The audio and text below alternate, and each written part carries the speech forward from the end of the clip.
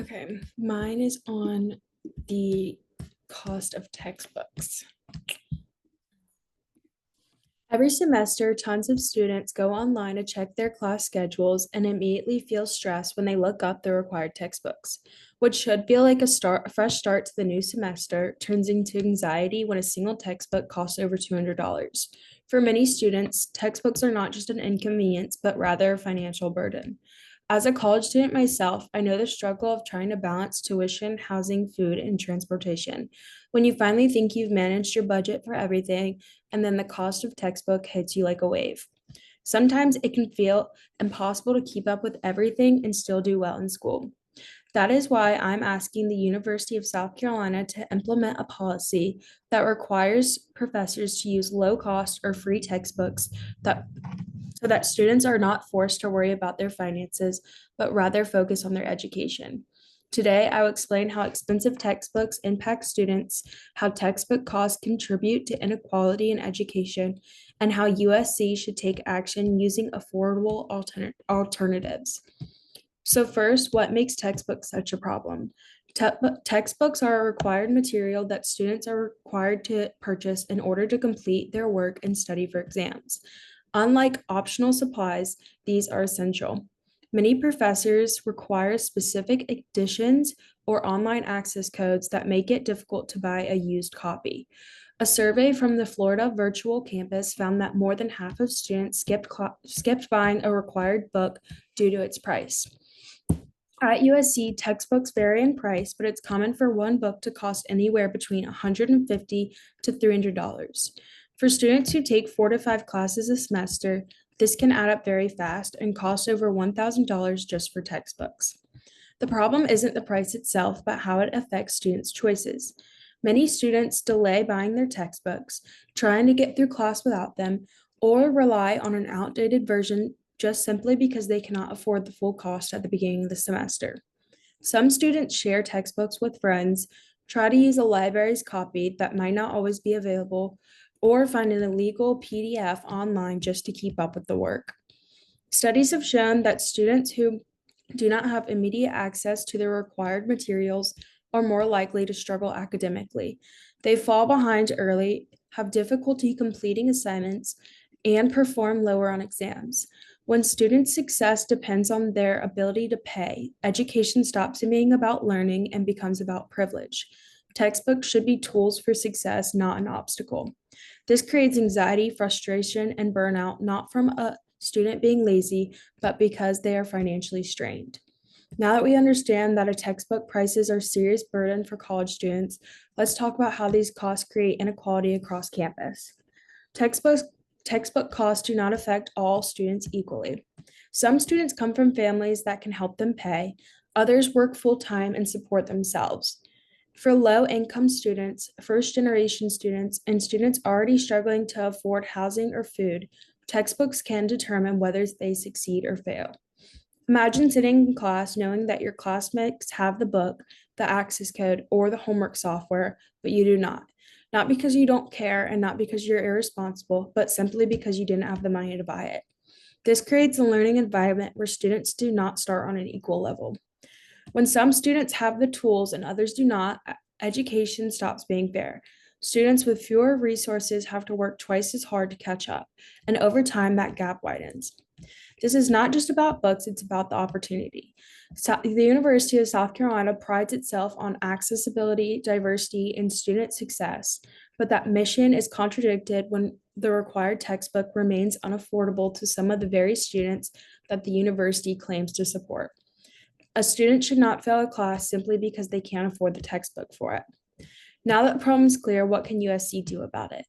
The University of South Carolina has the power to fix this problem, just like many other schools across the country already have.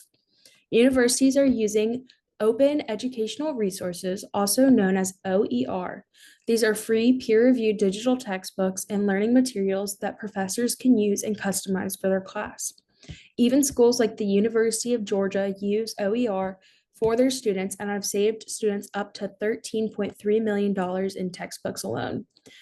An article from the Education Technology Research Development have found that students using OER can perform just as well or sometimes better than the ones using traditional textbooks.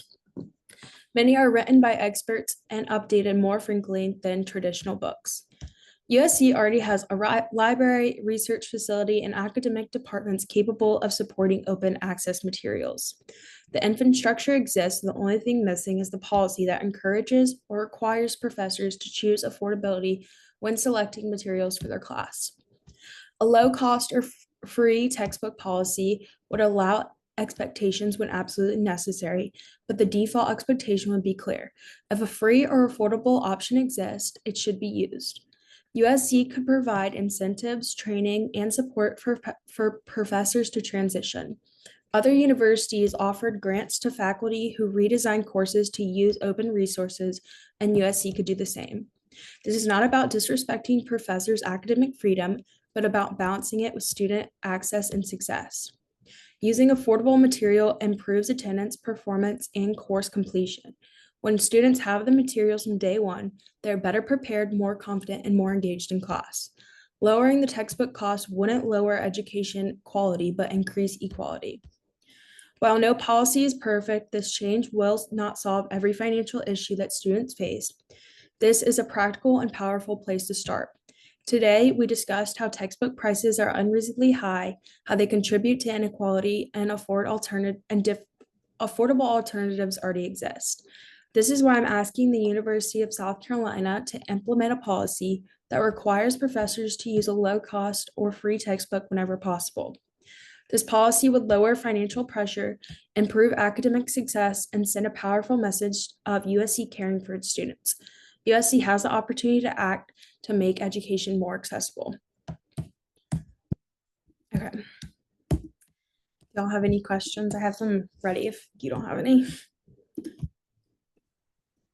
How often would you say you use your textbooks? Do you find them useful? I personally don't buy any of them. I just find PDFs because most of my classes say it's required and we won't ever use them.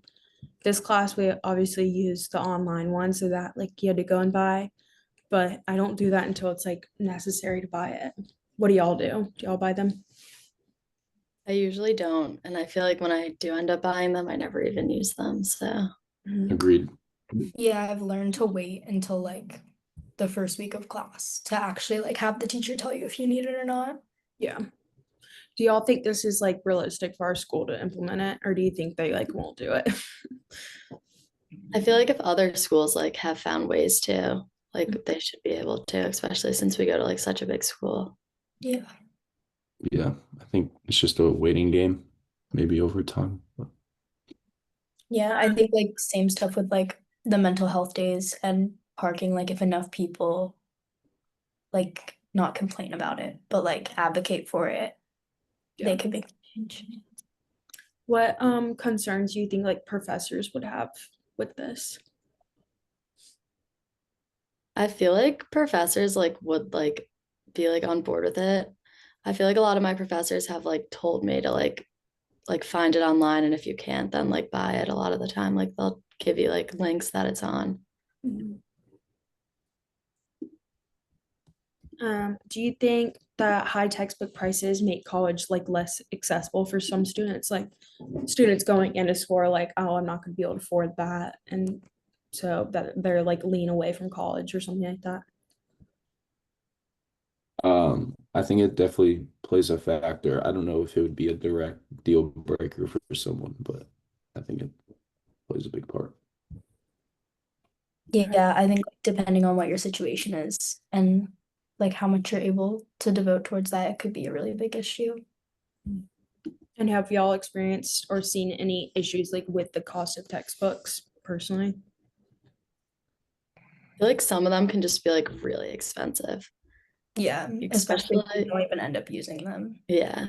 And like the sites sometimes like you have to buy like your textbooks on and then you also do your homework on it. Like Yeah. those can be like way over $100 just for a semester. Okay, well, if you don't have any questions, then that's all.